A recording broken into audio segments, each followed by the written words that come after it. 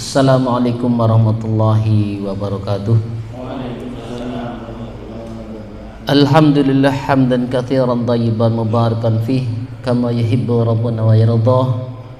Asyhadu an la ilaha illallah wahdahu la syarika lah wa asyhadu anna Muhammadan abduhu wa rasuluh la nabiyya ba'dah. Allahumma shalli wa sallim wa barik ala nabiyyina Muhammad wa ala alihi wa ashabihi wa man tabi'ahum bi ihsan ila yaumiddin, amma ba'du. Bapak-bapak, ibu-ibu, jemaah sekalian dirahmati Allah Subhanahu wa taala. Tidak lupa mari kita senantiasa bersyukur kepada Allah Subhanahu wa taala atas limpah nikmat yang begitu melimpah, begitu banyaknya, tak terhitung jumlahnya. Sehingga pada malam hari ini kita masih dalam keadaan sehat, masih dalam keadaan semoga istiqomah, iktikaf dan amal soleh lainnya. Sehingga ketika kita terus-menerus bersyukur kepada Allah, Allah akan tambah nikmat-nikmat kita. Salawat serta salam kita lamatkan kepada baginda Nabi Muhammad sallallahu alaihi wasallam, keluarganya, para sahabatnya, dan orang-orang yang senantiasa mengikuti jejaknya hingga akhir zaman. Jemaah sekalian, Bapak Ibu yang dirahmati Allah Subhanahu wa taala, seperti biasa dalam rangka mengisi iktikaf di sela-sela kesibukan kita berzikir, baca Al-Quran dan amal saleh lainnya, kita terus membahas tentang 10 prinsip, 10 dasar pondasi akidah Ahlus Sunnah wal Jamaah yang semoga kita bisa amalkan dalam kehidupan beragama kita sehari-hari. Pada malam hari kita lanjutkan poin ketiga, bahwasanya Ahlus Sunnah wal Jamaah tidak mudah mengkafirkan kaum muslimin kecuali jika melakukan pembatal keislaman, ya. Jadi seorang muslim, seorang Ahlus Sunnah wal Jamaah tidak gegabah mengkafirkan sesama kaum muslimin. Nah, istilah kita tidak dikit-dikit kafir ya. Tidak boleh. Hati-hati masalah takfir ini. Dan sekalipun ada orang yang berbuat katakanlah suatu perbuatan yang menjerumus kepada kekafiran, bukan wilayah kita untuk mengkafirkan. Ya, katakanlah kita melihat ada orang yang melakukan suatu amalan yang menjerumus kepada kekafiran, kita tidak punya hak untuk mengkafirkan. Tidak sembarangan, tidak sembrono, dan sudah tegak hujjah. Apa hujjah ya? Bahasa simpelnya itu sudah tahu hukumnya, sudah diulang-ulang diingatkan bahwa ini bisa terjerumus ke kekufuran. Intinya sudah terang benderang bahwa kalau melakukan itu dia melakukan kekafiran, ya. Jadi tidak semerta-merta begitu melihat orang seperti itu kafir, tidak. Jadi Ahlus Sunnah wal Jamaah sangat hati-hati menghukumi kafir kepada kaum muslimin yang lainnya. Berbeda dengan Khawarij, dengan gampangnya memvonis kafir kepada pelaku dosa besar, ya.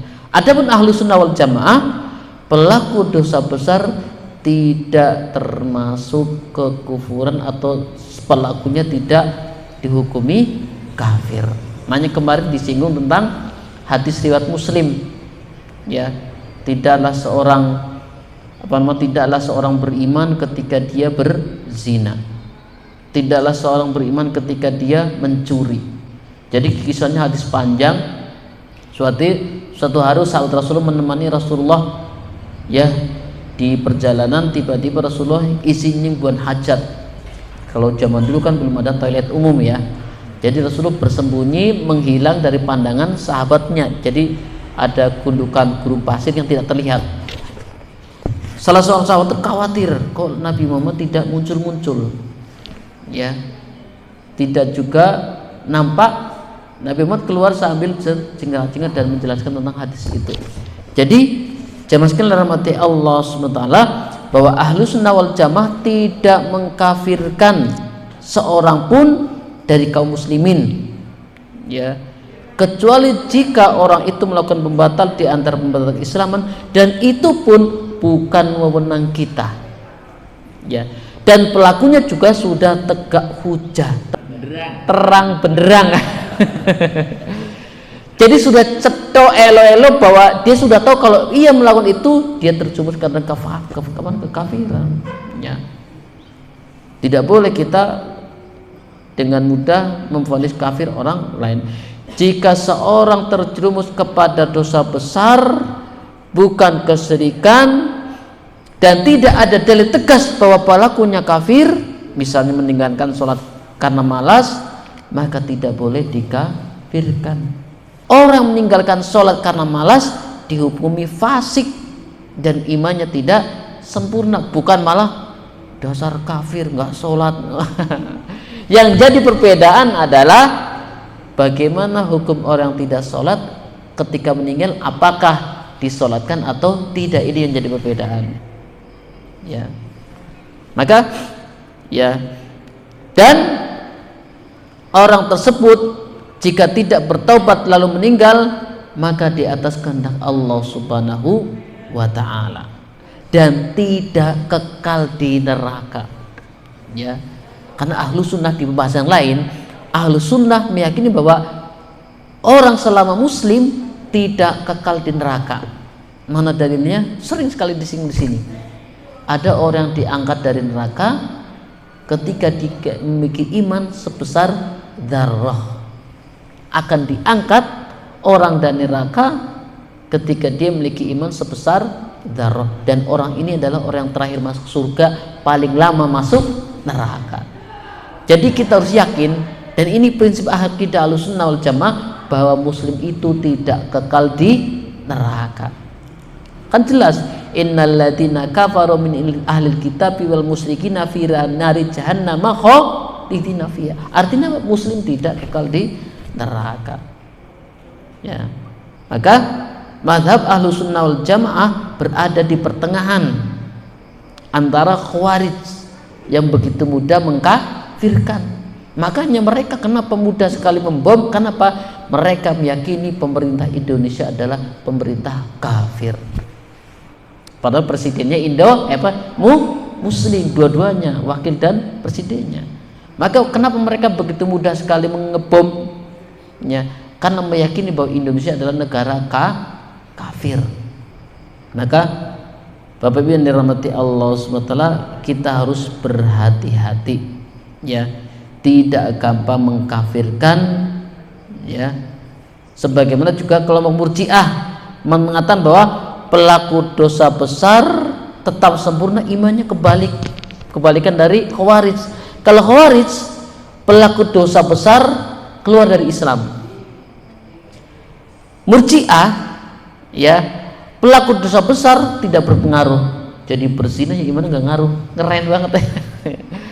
Jadi berzina, memburu itu tidak berpengaruh pada imanannya. Itu Murji'ah, ngeri ya.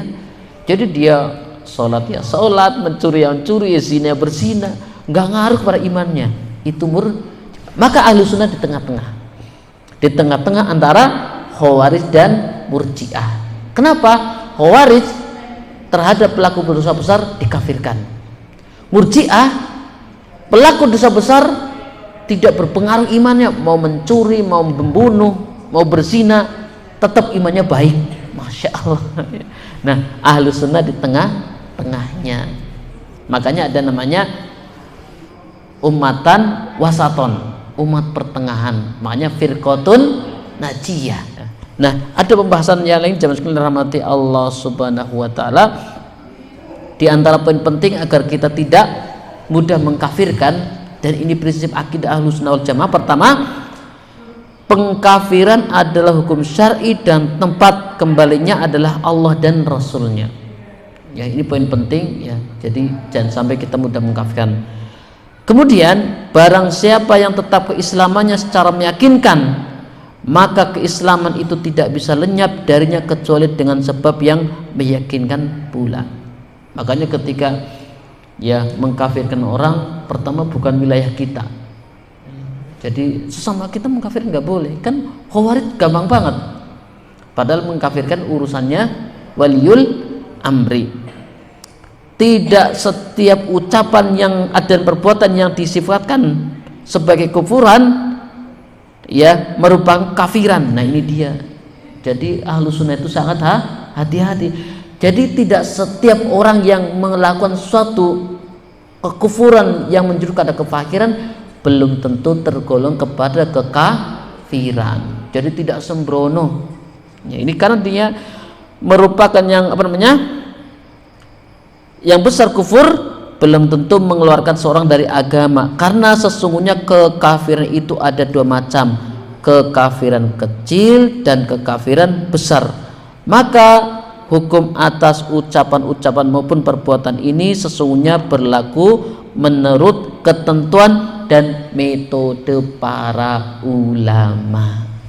Tidak boleh menjatuhkan hukum kafir kepada seorang muslim kecuali sudah ada petunjuk yang jelas, terang benderang, gamblang, cetha elo. Ya. Maka ya kita tidak boleh sembrono dalam mengkafirkan ya sesama muslim. Kemudian pokok berikutnya jamaah sekalian rahmati Allah Subhanahu wa taala, ahlu sunnah wal jamaah taat kepada penguasa yang sah selama itu pemimpinnya muslim. Ya. Inilah uniknya ahlu sunnah wal jamaah. Sekalipun katakanlah ya ada namanya penggulian kuasa namanya apa ya? Nah, kudeta.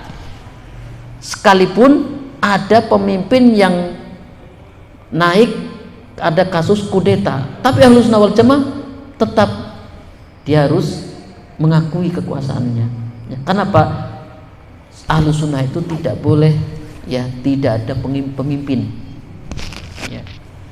Jadi kan ada yang lucu. Katanya tidak boleh kudeta, tapi kalian sudah jadi wajib taat juga. Itulah Ahlus Sunnah wal Jamaah ya. Dan itu sudah kesepakatan imam 4 madhab dan ulama-ulama yang bersamanya.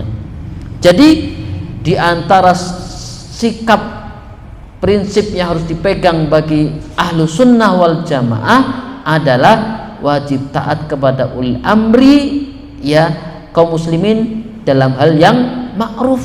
Apa contohnya?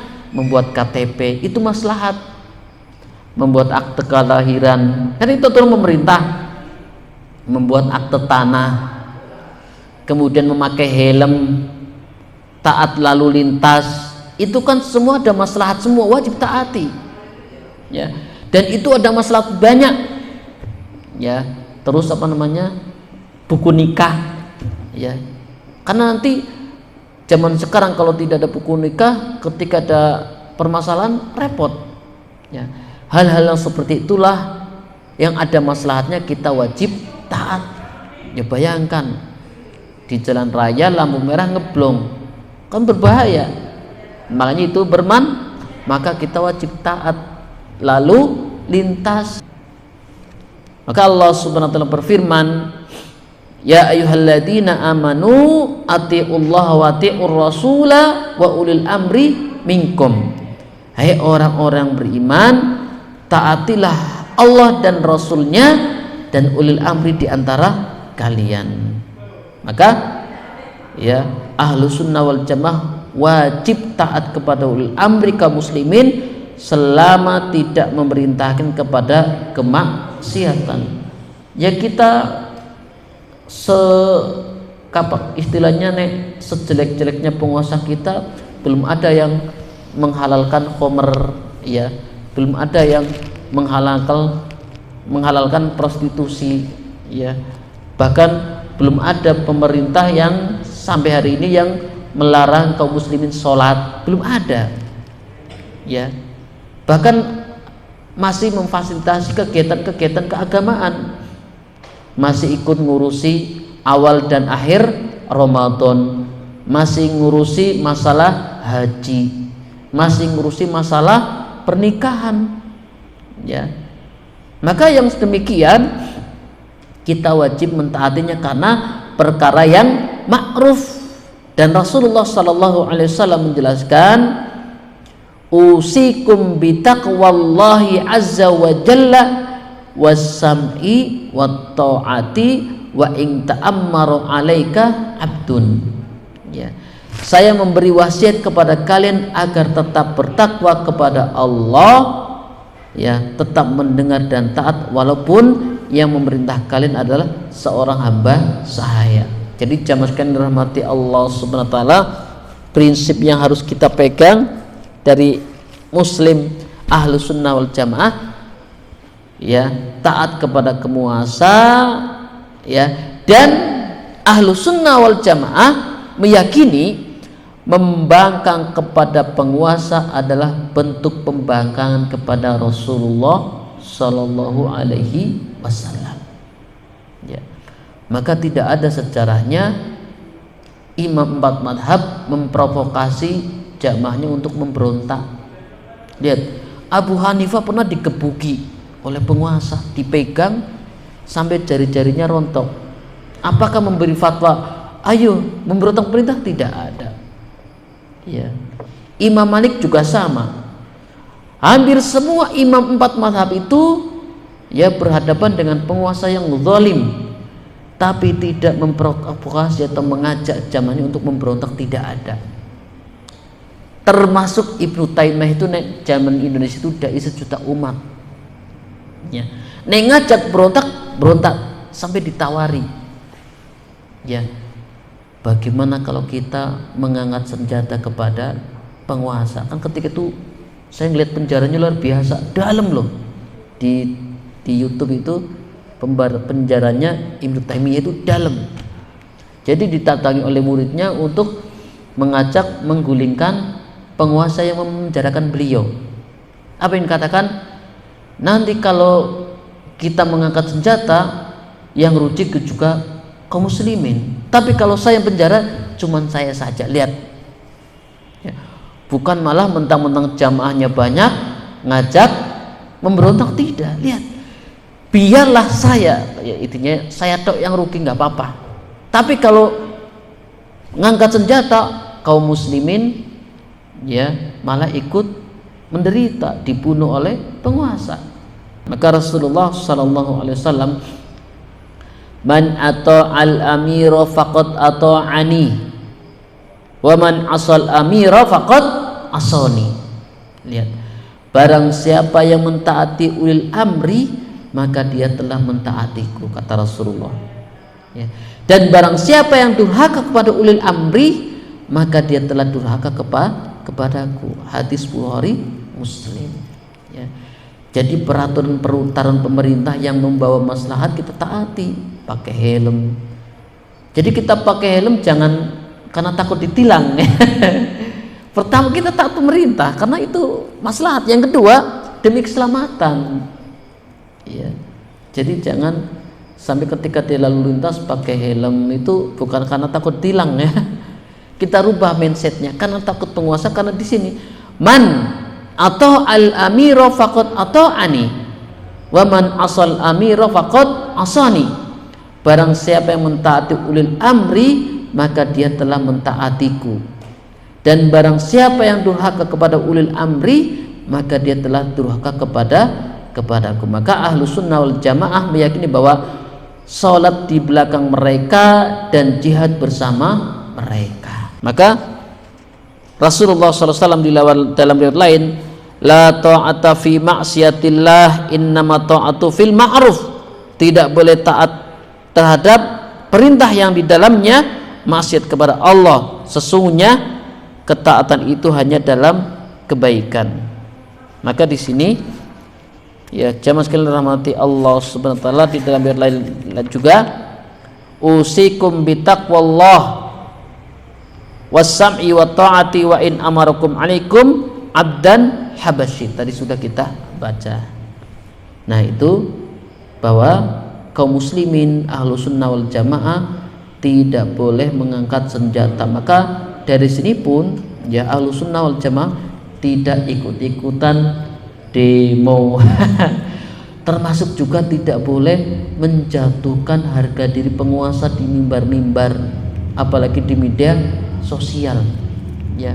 Itu harusnya, ya, harusnya muslim ahlu sunnah wal jamaah tidak mudah mengumbar, ya, aib penguasa, menjatuhkan dicakruk di grup media sosial, di grup-grup WA, di media sosial. Jangan. Ulama ya mengatakan, salah seorang ulama, seandainya aku memiliki doa yang mustajab, satu doa yang mustajab, akan aku arahkan untuk mendoakan penguasa. Ya, luar biasa. Kenapa? Kalau ditujukan untuk penguasa dan dijabah, manfaatnya untuk kaum muslimin. Ya, berbeda ketika untuk kehancuran penguasa, nanti apa? Kita dibunuhi. Maka pertimbangan ini menjadi prinsip yang harus kita pegang. Kemudian pokok kelima, jamaah sekalian rahmati Allah Subhanahu wa taala, ahlu sunnah wal jamaah haram khuruj atau keluar dari ketaatan dari penguasa kaum muslimin hanya disebabkan kemaksiatan dan bukan kekufuran. Ya. Jadi gara-gara ya penguasanya itu ya bukan muslim yang soleh banget itu, ya. Disebabkan kemaksiatan, padahal bukan kemaksiatan yang menyudutkan kepada kekufuran, kok malah memberontak, nggak boleh. Di antara akidah Ahlussunnah wal Jamaah, tidak boleh keluar dari ketaatan kepada penguasa, ya, selama ulil amri tidak melakukan kekafiran yang nyata, ya. Selama pelanggarnya bukan kekufuran, ya, maka kita tidak boleh keluar dari ketaatan. Maka di sini siapa saja yang mirip dengan keyakinan Mu'tazilah, yang merupakan kemungkaran yang sangat besar, karena keyakinan seperti Mu'tazilah ini tidak mengakui kepemimpinan muslim yang sah. Ya, ini bahaya, menyebabkan kekacauan. Maka di sini ahlu sunnah harus berhati-hati. Siapapun penguasanya selama muslim, kita wajib mendengar, mentaat selama tidak merintahkan kepada kufuran. Dan alhamdulillah, ya, sampai hari ini ya pemimpin kita masih dipimpin oleh muslim, ya, dan masih banyak syariat Islam yang masih berlaku. Pernikahan, ya, masih bisa bebas membangun masjid, pengajian masih bebas, ya, tidak ada aturan batasannya, ya, alhamdulillah. Tetapi ada sebagian kaum muslimin yang tidak mengakui kepemimpinan sekalipun muslim yang sah, dan dia mengatakan saya tidak mengakui presiden yang sekarang, padahal muslim. Demikian jamaah sekalian yang dirahmati Allah SWT, pas 30 menit. Di antara prinsip-prinsip yang harus kita pegang dengan berkaitan dengan, ya, pertama, tidak boleh gampang mengkafirkan, ya, tidak boleh gegabah. Yang kedua, taat kepada wali amri selama dia muslim dan tidak memerintahkan kepada perkara yang bertentangan agama. Dan yang ketiga, tidak boleh keluar dari ketaatan selama penguasanya tidak melakukan kekufuran. Wallahu alam. Demikian ya di antara poin-poin penting berkaitan dengan akidah Ahlussunnah wal Jamaah. Wallahu alam. Aku qouli hadza astaghfiru innallaha wal ghafurur rahim. Subhanakallahumma bihamdik asyhadu an la ilaha illa anta astaghfiruka wa atubu ilaik. Wassalamualaikum warahmatullahi wabarakatuh.